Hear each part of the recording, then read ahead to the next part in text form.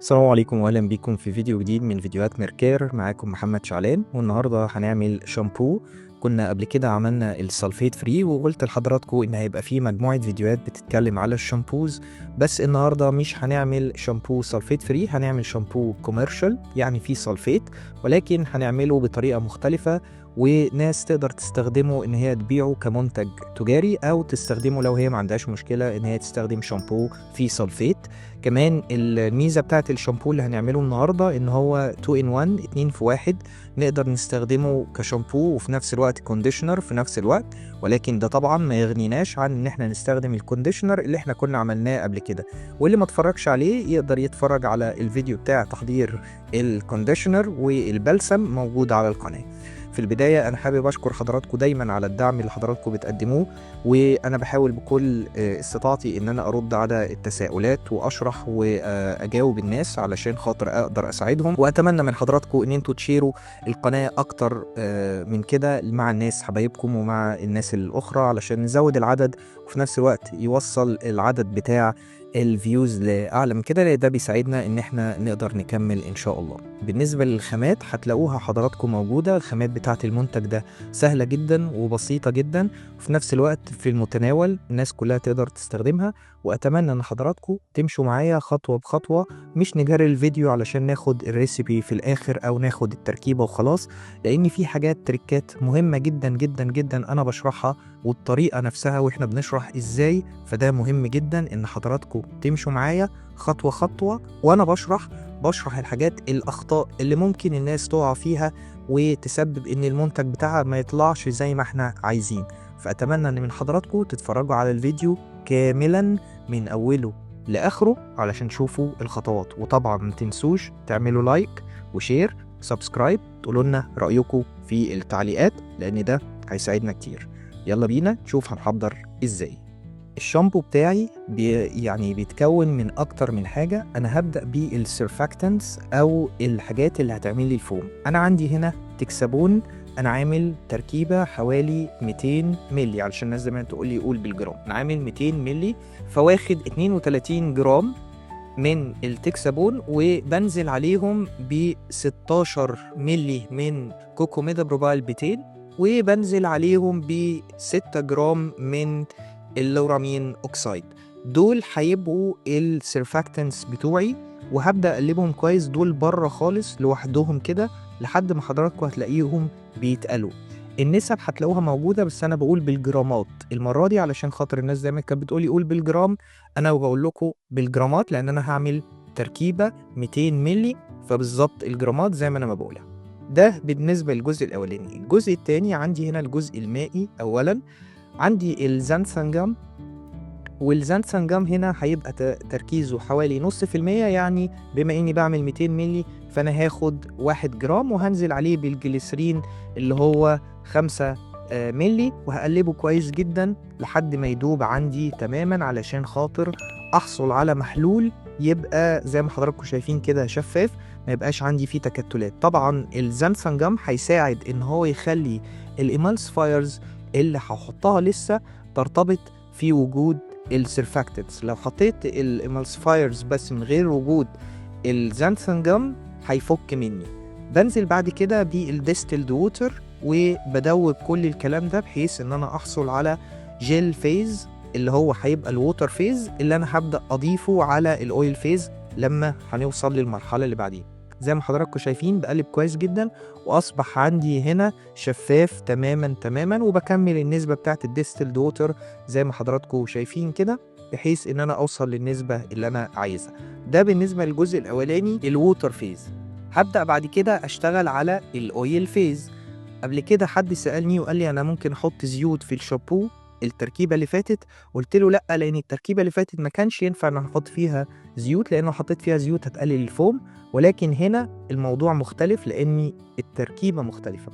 فانا عندي هنا السيتايل الكحول وعندي الإيمالسفاينج واكس، كل واحد فيهم نسبته 4%، يعني انا واخد 8 جرام من ده و8 جرام من ده، وبنزل ب 4 ملي من زيت جوز الهند، وبنزل ب 4 ملي من زيت اللوز الحلو، وبنزل ب 4 ملي من زيت الخروع.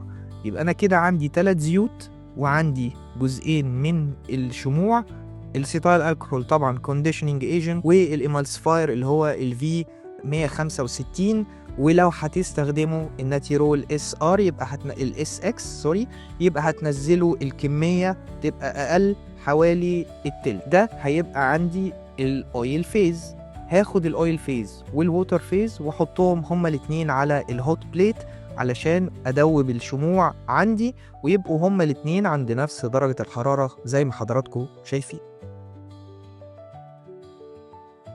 مهم جدا ان انا وانا حاططهم على الهوت بليت ان انا بكون بقلب كويس، ودايما احنا طبعا خلاص بقينا عارفين وحافظين ان لازم يكون الهوت بليت على اقل درجة علشان خاطر ما يتحرقش الزيوت عندي والشموع.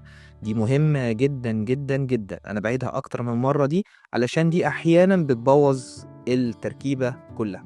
خلاص هما الاتنين دلوقتي عند نفس درجة الحرارة. هاخد جزء بسيط من الووتر فيز واضيفه على الاويل فيز وابدا اقلب الاتنين مع بعض، بحيث ان انا هحصل على المزيج ما بين الاويل فيز والووتر فيز، واسيب بقيه الووتر فيز هقول لكم هعمل بيها ايه. زي ما حضراتكم شايفين انا قلبت الووتر فيز مع الاويل فيز ومزجتهم مع بعض هما الاتنين علشان يبقى عندي الجزء الكريمي ده اللي انا هكمل بيه شغلي برضو عادي جدا جدا.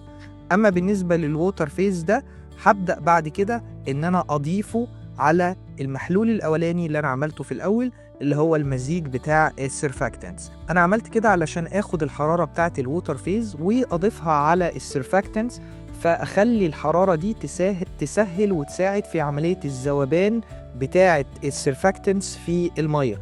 حد هيقول لي طب ليه ما حطيتهاش على الووتر على الهوت بليت على طول وتسيح معاهم او تدوب معاهم وتفك؟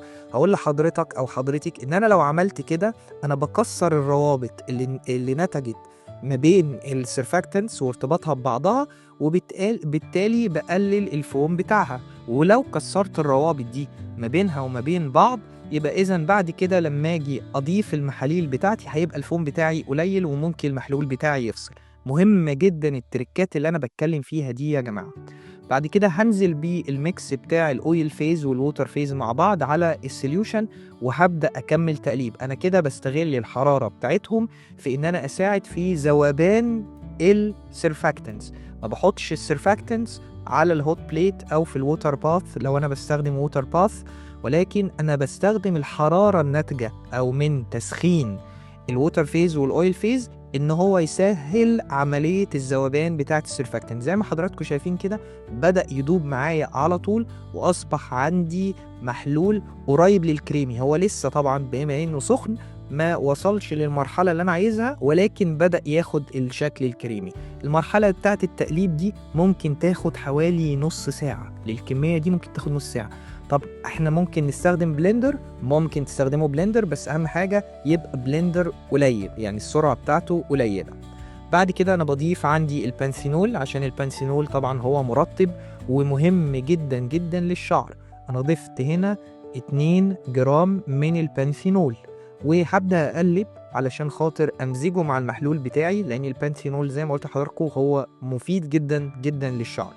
بعد كده عندي البولي كواترنيوم 7، ضفت هنا من البولي كواترنيوم 7 1 جرام، هي التركيز بتاعه بيبقى نص في المية، فأنا ضفت هنا 1 جرام بما إني بعمل محلول 200 جرام. ممكن أستخدم البولي كواترنيوم 10، ممكن أستخدم البولي كواترنيوم 10، بس البولي كواترنيوم 10 أغلى بكتير من البولي كواترنيوم 7، فإتس أب تو يو. وإحنا قلنا هنا إحنا عايزين نعمله كوميرشال، فإذا لازم أحاول إن أنا أجيب الخامات بتاعتي وأحط في تفكيري التكلفة. هنا هبدأ أقيس البي اتش، ودي مرحلة مهمة جدا لأن البي اتش بتاعي عالي شوية، هو في رينج 7.5 ل8، وأنا المفروض الشامبو ده يبقى البي اتش بتاعه من 4.5 ل5.5، فهنزل عليه بالسيتريك أسيد علشان خاطر أخلي المحلول بتاعي يوصل للرينج اللي أنا بقول عليه. خلاص هنا هقيس البي اتش زي ما حضراتكم شايفين طلع عندي 5، فانا كده في الرينج، لان انا الرينج بتاعي من 4.5 ل 5.5، فانا كده في الرينج تمام. هبدا اضيف بقيه المكونات بتاعتي. هتقولوا لي ايه هي بقيه المكونات؟ هقول لحضراتكم ان انا هنا عملت حاجة مهمة جدا ودي خليتها للآخر. أنا عايز الشامبو بتاعي يبقى برضو زي ما قلت لكم يبقى فيه كونديشنر، يبقى أو فيه كونديشننج إفكت. فأنا ضفت هنا البايتين، والبايتين هنا تركيزه 1 جرام برضو نص في المية، فأنا تركيزه هنا 1 جرام ودوبته في المحلول بتاعي. طب ليه عملت كده؟ عملت كده لأن أنا عايز أربطه كله ببعضه ومش عايز أضيف مية، يعني مش عايز أضيف مية وأدوبه الأول في مية وبعد كده أرجع أعمل له كده، لأ أنا عايزه يبقى دايب في المحلول بتاعي دايركت علشان يمتزج بيه دايركت، وبعد كده هرجع أحطه تاني في الكونتينر الأكبر. في المرحلة دي انا استخدمت طبعا زي ما قلت لحضراتكم في الاول ديستيلد ووتر. لو حابين تضيفوا اديتا، لو انتوا مش واثقين في الديستيلد ووتر بتاعتكم او السورس بتاع الميه، ممكن تضيفوا اديتا حوالي 0.1%، ولكن انا هنا طبعا ما ضفتش اديتا لان انا الديستيلد ووتر بتاعتي دي ديستيلد ووتر ممتازه، فعشان كده انا ما ضفتش اديتا. طبعا خلاص بعد ما دوبت البايتن هنزله تاني في المين سوليوشن بتاعي وهبدا اكمل تقليب. يبقى انا كده المحلول بتاعي فيه كونديشننج ايجنتس، فيه زيوت، عندي فيه البوليكوترنيوم 7 بيعمل كوتنج، فيه البانثينول المرطب، عندي البايوتين المهم جدا الشعر وبيطول الشعر وبيحسن من الشعرايه، مع السيرفاكتنس بتوعي. الكوميرشال شامبو ده very effective، فعلا حاجه ممتازه. هقلب كويس بحيث ان انا امزج كل الخامات بتاعتي مع بعض وابقى انا جاهز ان انا اضيف الحاجات البسيطه اللي فاضله وابدا بعد كده اعبيه. واول ما هعبيه هستخدمه على طول. زي ما حضراتكم شايفين هو بدا يتقل معايا واحده واحده، هيتقل معايا زي ما حضراتكم شايفين. بعد كده انا ضفت هنا طبعا الفيتامين اي، وطبعا الفيتامين اي طبعا احنا بنستخدمه كتير سواء في العناية بالبشرة او العناية بالشعر، وانا استخدمت هنا 1 جرام. الفيتامين اي هو طبعا مضاد للاكسدة، مرطب رائع للشعر، وفي نفس الوقت بيحميلي الشعراية من اي تكسر او من اي مشاكل تحصل للشعرايه نتيجه لفقدها للميه، نتيجه لتعرضها لاشعه الشمس، نتيجه لتعرضها للملوثات حوالينا في البيئه، او لاستخدام حاجات كتير زي الصبغات. بضيف بعد كده البي اي جي 6. البي اي جي 6 هو ايمولينت برضو مرطب، وكمان بيساعد ان الزيوت بتاعتي اللي موجوده في السوليوشن تدوب تماما. يبقى انا كده عندي اكتر من ايمالسفاير، وعندي كونديشننج ايجنتس، وعندي فيتامينز، وعندي زيوت، فانا مخلي الشامبو بتاعي very ريتش. في حاجات تانية ممكن اضيفها كمان، ولكن زي ما قلت تاني ان احنا عايزين نعمله كوميرشال ولكن هاي كواليتي.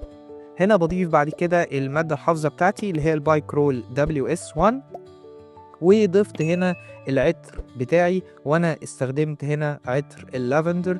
ريحته بتبقى فظيعه الصراحه، وممكن تستخدموا البيبرمنت مثلا لو عايزين كولينج افكت تحسوا بانتعاش بعد عمليه غسيل الشعر او استخدام الشامبو، برضو افكت محترم جدا. اتس اب تو يو طبعا ان انتوا تستخدموا الاسنشال اويل زي ما حضراتكم عايزين. انا كده خلاص عندي السوليوشن بتاعي او المحلول بتاعي انتهى، والمفروض ان انا اعبيه، بس انا ما عبيتوش وحبيت ان انا اخليه لتاني يوم عشان اوريه لحضراتكم. بصوا شكله تاني يوم عامل ازاي بعد ما خلاص بدأ يهدى ويبرد بقى عامل ازاي. شامبو كريمي تقيل جدا، والفوم بتاعه مش عايز اقول لكم رائع جدا زي ما بصوا ده بعد ده تاني يوم. انا ما رضيتش اعبيه على طول، خليته تاني يوم علشان اوريه لحضراتكم شكله عامل ازاي. طبعا انا بعبيه بعد كده في الكونتينر بتاعي، وبعد كده خلاص ان انا اقدر استخدمه دايركت. وهوري حضراتكم برضو الفوم بتاعه عامل ازاي، رغم ان انا ما بستخدمش ميه او يعني ما بحطوش على ايدي وبيبقى ايدي مبلوله وعليها ميه، ولكن بيبقى الفوم بتاعه قوي جدا. خلاص هنا انا عبيته زي ما حضراتكم شايفين كده. بصوا بقى الكريم، بصوا الشامبو كريمي ازاي، فعلا رائع. يعني مش عايز اقول لكم احنا كنا بنعمل الكلام ده، انا كنت بشتغل في شركه يعني كبيره، واحده من اكبر الشركات في العالم، مش عايز اقول اسمها، بس كنا بنعمل حاجات اقل من ده كمان، التركيبه بتاعته تبقى اقل من كده والله، وبتتباع بارقام. فانا بحاول ان اديكم خبرات سنين. بصوا الفوم بتاعه عامل ازاي، حاجه يعني رائعه. ده كان الفيديو بتاع النهارده، اتمنى ان يكون عجبكم. قولوا لنا رايكم في التعليقات، تنسوش تعملوا لايك وشير، تلاقوا المكونات موجوده في الديسكريبشن.